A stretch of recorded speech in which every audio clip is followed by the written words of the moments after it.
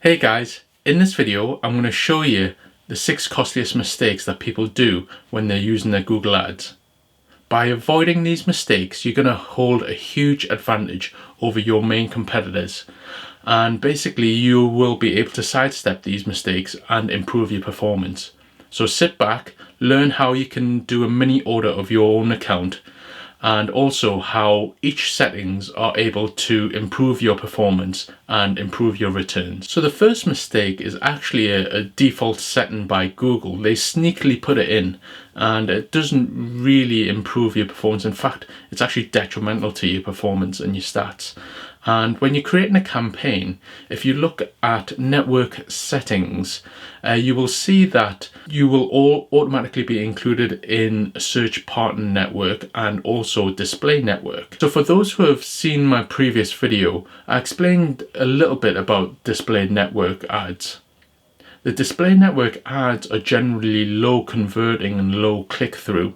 Therefore, if you include this in your search advertising, it's going to drag down the performance of your search ads and therefore increase the cost of your clicks. A second common mistake that people do is actually incorrect geographic targeting. So what I mean is, if you're a service-based business, let's say, a plumber or an electrician, and you cover only the northeast of England, there's not really much point in doing a UK-wide advertising campaign. So your ads are appearing in London, Manchester, Birmingham, and if someone searches for plumbers or electrician and actually click on your ad, it's actually going to cost you quite a bit for a lead that's not going to generate too much because you can't service them. So just be mindful as to where you're targeting. So leading on from that, the third most common mistake nowadays is actually one that Google's had a hand in, because they've recently added these options in to give a bit more precision, but with their default settings it may not be right for you. And what it is it's the geographic settings for locations of interest. The default is people in or who show interest in your targeted locations, and that's the recommended settings to have. But for quite a lot of businesses, that's not the right one. The right one for quite a lot of businesses are people in or regularly in your targeted locations. So, it really depends on your business.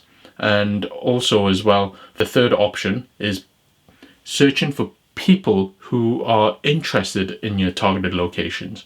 So if you were, let's say, a hotel in London, you obviously want to attract people who are, abroad or from different area from London. So again, the adverts search outside of London, whereas with the second option, it's the people who are actually in this location. So just be wary of that. The fourth most common mistake that I see when I'm reviewing an account is actually the extension links. Now, these extensions don't actually cost anything. What they do is they make your ads appear bigger, and it gives the people who are searching on Google a lot more options. So you've got call out links, you've got site links, you've got calls, messages, locations, pricing, promotion. You can add all these to make your advert a lot bigger than if you didn't have it. So that is another option that you can have in, and it's completely free and you should take full advantage of it. Number 5 on the list is actually matching up with your keywords and your search terms. Now, there's lots of different ways to match up your keywords. So if you're selling men's leather jacket and you don't have your match type correct, or if it's too broad, then you could be appearing for ads such as women's leather jacket, or men's jacket, or men's suit jacket. So if you only sell men's leather jacket, that's what you need to be appearing for. Otherwise, you're wasting money. So there are different match types. You've got broad match, and you have broad match modified. You've got phrase match, exact match, and negative match. You can use a lot of different match types, but you need to be aware of how to use it. And what I'll do is in another video, I will create sort of a brief outline as to how it works.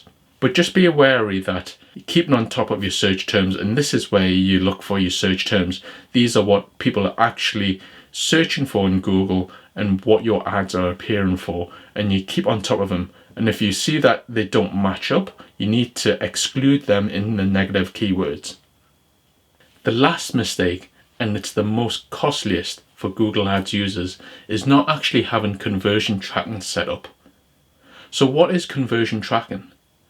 Conversion tracking is like a little flag for Google Ads to show that your ads are actually working.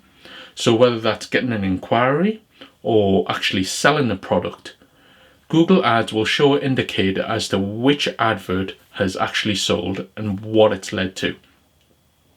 So if you don't have this conversion tracking on, you won't know which campaign, which keyword is working and which advert is working.